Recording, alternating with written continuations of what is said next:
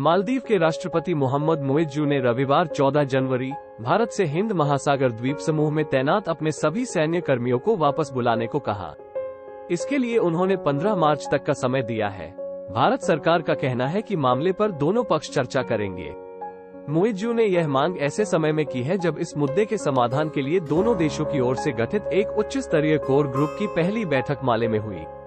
राष्ट्रपति मुइज्जू के सचिव अब्दुल्ला नाजिम इब्राहिम ने माले में एक मीडिया ब्रीफिंग में कहा, मुइज्जू ने बैठक में भाग लेने वाले मालदीव के प्रतिनिधिमंडल को भारतीय अधिकारियों को ये सूचना देने के लिए कहा है कि वे मार्च के मध्य तक सैनिकों को वापस बुला ले। मालदीव में नहीं रह सकते भारतीय सैनिक। स्थानीय मीडिया ने इब्राहिम के हवाले से कहा कि मालदीव से भारतीय सैनिकों की वापसी को लेकर यह 12वीं बैठक हो रही है और यह बातचीत एक सभ्य और कूटनीतिक तरीके से आगे बढ़ रही है। भारतीय सैन्यकर्मी मालदीव में नहीं रह सकते।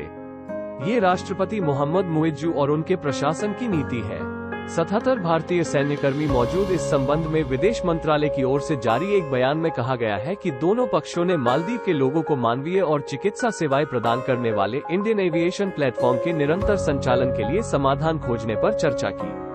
हिंदुस्तान टाइम्स की रिपोर्ट के मुताबिक मालदीव में 2 हेलीकॉप्टर और 1 विमान संचालित करने के लिए लगभग 77 भारतीय सैन्यकर्मी मौजूद हैं। बयान में कहा गया है कि दोनों पक्षों ने चल रही विकास परियोजनाओं के कार्यान्वयन में तेजी लाने सहित आपसी साझेदारी को बढ़ाने के लिए द्विपक्षीय सहयोग से संबंधित मुद्दों पर भी चर्चा की।